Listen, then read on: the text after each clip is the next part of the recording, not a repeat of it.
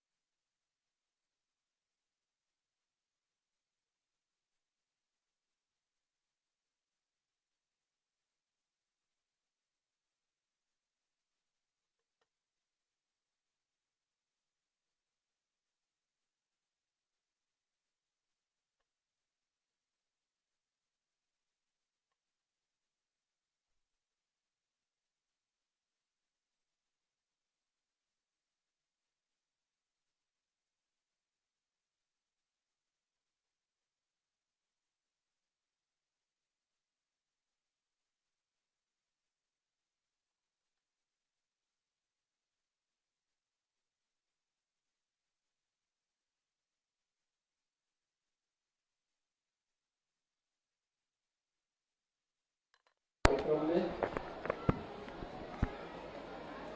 Bharatiya Janata party के क्षेत्रीय अध्यक्ष,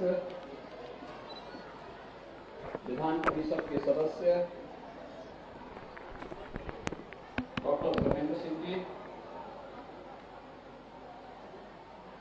हमारे युवा और जुझारू महापौर श्री सीताराम जायसवाल जी, महानगर अध्यक्ष श्री राजेश गुप्ता जी, पार्षद श्री रामभुवाल कुशवाहा जी, श्री रणंजय सिंह दुगलू जी, महानगर के महामंत्री श्री अच्युतानंद शाही जी,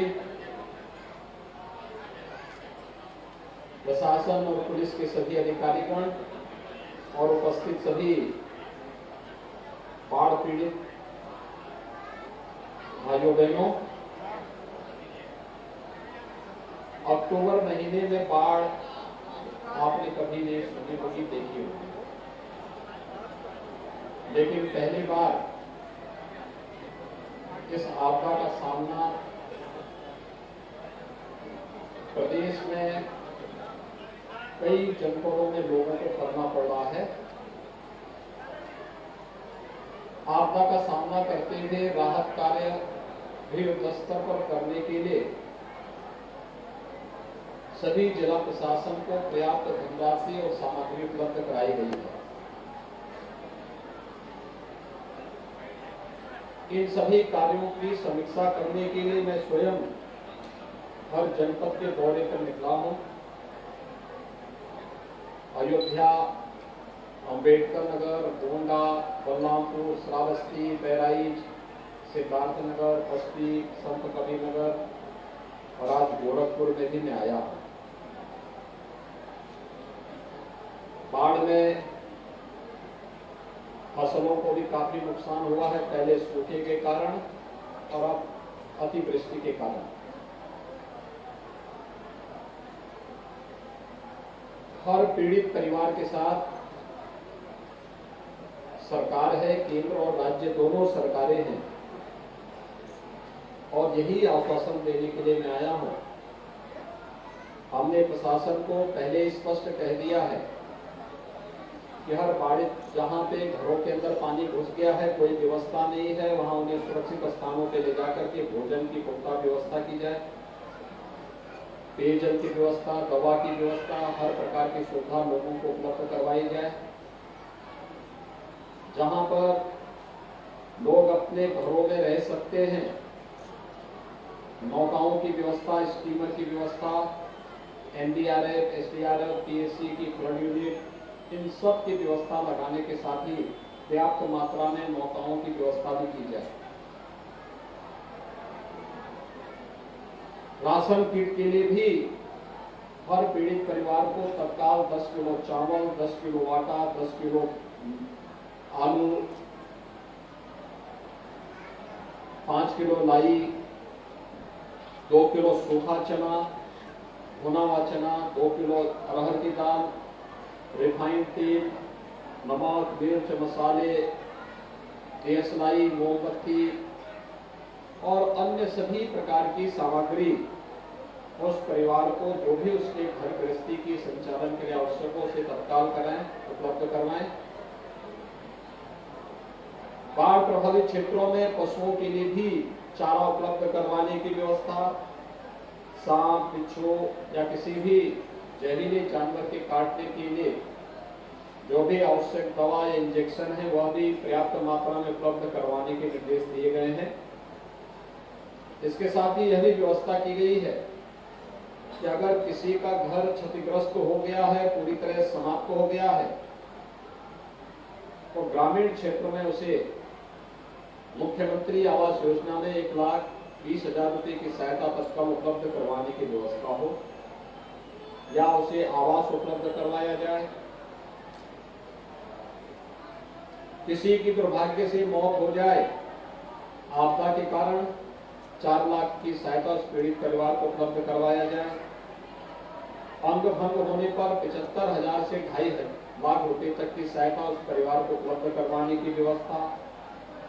उपचार के लिए पशु हानि में भी व्यवस्था की गई है और फसलों की हानि का भी आकलन करने के निर्देश दिए गए हैं, जिससे अविलंब हर किसान को पर्याप्त मात्रा में हम मुआवजा भी उपलब्ध करवा सकें।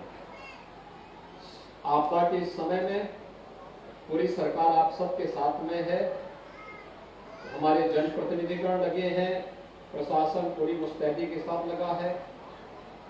हमें आपदा का मजबूती के साथ सामना करते हुए, बचाव करते हुए इस कार्यक्रम को आगे बढ़ाना है।